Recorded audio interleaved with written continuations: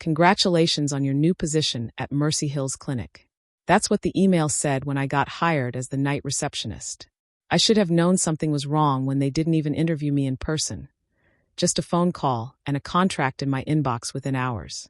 The clinic sat at the end of Barrow Street, a squat brick building that seemed to absorb the streetlight rather than reflect it. My shift started at 11 p.m., and for the first week, everything seemed normal. Empty waiting room, flickering fluorescents, the occasional drunk stumbling in with a split lip or twisted ankle. Then I met Dr. Rahim. He appeared on my 8th night, emerging from the hallway that led to the examination rooms. I hadn't heard him arrive, hadn't seen any car in the parking lot. He was tall and gaunt, with fingers that seemed too long, too jointed, like they had an extra knuckle. "Good evening," he said, his voice like wine through a tunnel. "Any patients tonight?" "Just one. Room 3. Migraine." He smiled, and I noticed his teeth were all the same length, perfectly uniform, perfectly wrong. "Excellent." After he disappeared down the hall, I heard sounds. Wet sounds. Scraping sounds. And beneath it all, a low humming that made my molars ache. The patient never came back out.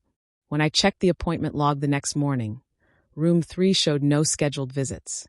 I should have quit, but the pay was triple what any other clinic offered, and my student loans wouldn't pay themselves. The patients started coming more frequently after that, always after midnight, always alone. They'd shuffle in with complaints, headaches, insomnia, a persistent ringing in their ears. Their eyes looked glazed, unfocused, like sleepwalkers. I'd check them in, and Dr. Rahim would appear within minutes, materializing from that dark hallway.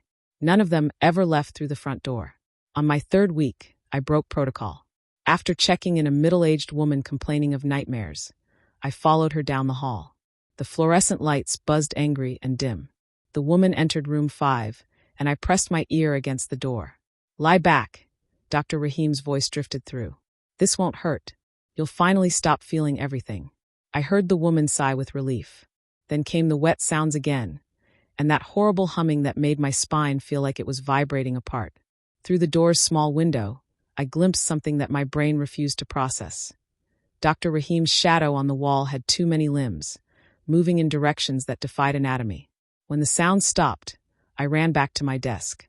The next patient arrived 20 minutes later. A young man, college-aged, with dark circles under his eyes. "I can't sleep," he mumbled. "Haven't slept in weeks. Someone told me about this place. Said you could help." I stared at him, my hand hovering over the sign-in sheet. "Who told you?" "I don't remember. I just knew I had to come here." Dr. Rahim appeared beside me, and I jerked in my chair. I hadn't heard him approach. "I'll take care of him," he said, placing one of those 2 long hands on my shoulder.